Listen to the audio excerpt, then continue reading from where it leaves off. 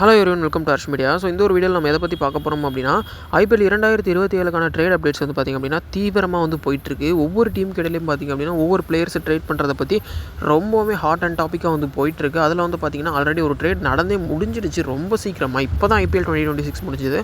அதுக்குள்ளே ஒரு ட்ரேடே நடந்து முடிஞ்சிருச்சு. எல்எஸ்ஜிடிசி இடையில குல்தீப் யாதவ் வேண்ட வந்து பார்த்திங்கன்னா நமக்கு ரிஷப் பண்ட் ட்ரேட் நடந்து முடிஞ்சிச்சு.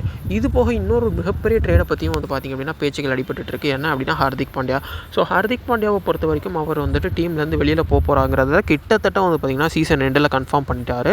எப்படின்னு சொல்லி பார்த்தீங்க அப்படின்னா அவர் வந்துட்டு டீமில் இருக்க அதிருப்தினாலையும் சரி, அதுவும் இல்லாமல் டீம் மேனேஜ்மெண்ட் அவரை கேப்டன்சிலேருந்து ட்ராப் பண்ணி வேறு கேப்டன்ஸ் ட்ரை பண்ணதுலையுமே தெரிஞ்சுது நெக்ஸ்ட் இயர் மும்பை இந்தியன்ஸ் கூட அவர் கண்டினியூ பண்ண போகிறது இல்லை அப்படின்னு சொல்லிட்டு. பிகாஸ் டீமில் இருக்கக்கூடிய ஸ்டார் பிளேயர்ஸோட இதுதான் வந்து பார்த்திங்கன்னா அதை வந்துட்டு பாதிக்குது. ஹார்திக் பாண்டியாவுடைய ஃபுல் பொட்டன்ஷியலை காமிக்க விடாமல் பண்ணுது. அதனால் வந்து பார்த்திங்கன்னா டீமை விட்டு அவர் வெளியில் போகலாம் அப்படின்னு சொல்லி டிசைட் பண்ணியிருக்காரு. அதனால் வந்து பார்த்திங்க அப்படின்னா நிறைய டீம்ஸ் வந்து அவர் அப்ரோச் பண்ணிகிட்டு இருக்காங்க. அதில் இப்போ வந்து பார்த்திங்கன்னா ஆல்ரெடி நம்ம ஜெய்ஸ்வால் வந்துட்டு ட்ரேட் ஆகி மும்பைக்கு வரதும் அண்ட் பாண்டியா வந்துட்டு ராஜஸ்தான் போகிறதும் மாதிரி பேசிகிட்டு இருந்தோம்.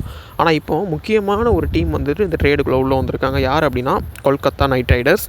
எஸ், அவங்க ஏன் இப்போது வந்துட்டு இந்த மாதிரி ஒரு ட்ரேடுக்குள்ளே உள்ளே வந்திருக்காங்க அப்படின்னு சொல்லி கேட்டிங்க அப்படின்னா, அவங்களுக்கு பாண்டியாவுடைய இம்பார்ட்டன்ஸ் ரொம்பவுமே முக்கியம். பிகாஸ் அவங்கள பொறுத்த வரைக்கும் இப்போது ஸ்டார் பிளேயர்ஸ் இல்லாத ஒரு டீமாக வந்து இருக்காங்க.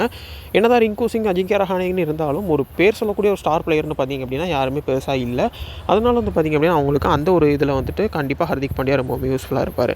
அது மட்டும் இல்லாமல் இன்னொரு விஷயம் கேப்டன்சியை பொறுத்த வரைக்கும் இப்போவுமே ரஹானே தான் பண்ணிகிட்ருக்காரு. Who is aged captain. Already வந்து பார்த்திங்கன்னா எண்ட் ஆஃப் த கெரியரில் வந்து இருக்கார். ஸோ அப்படிங்கிறப்ப அவங்களுக்கு ஃப்யூச்சரில் கேப்டன்னு ஒருத்தர் தேவைப்படுறப்போ ஹார்திக் பாண்டியா அதுக்குமே ரொம்பவுமே ஒரு முக்கியமான விஷயமா இருக்குது. சரி, ஓகே. ஆனால் ஹார்திக் பாண்டியாவோட ப்ரைஸுக்கு நீங்கள் என்ன பண்ணுவீங்க அப்படின்னு சொல்லி கேட்டிங்க அப்படின்னா இருக்கவே இருக்கார் கேமரான் கிரீன். ஸோ அவரை பொறுத்த வரைக்கும் பார்த்திங்க அப்படின்னா 22-23 கோடிக்கு மேலே வந்து பார்த்திங்கன்னா இந்த டீமில் வாங்கிட்டு இருக்காரு.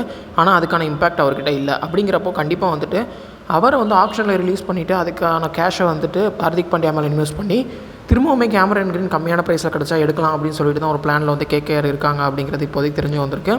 இதுவே கேகேஆருக்கு ஹார்திக் பாண்டியா வந்து அது மிகப்பெரிய அடிஷனாக இருக்கும் அந்த டீமுக்கு. அதுவும் இல்லாமல் அது ஒரு லாங் டேர்ம் பிளானாகவும் இருக்கும்.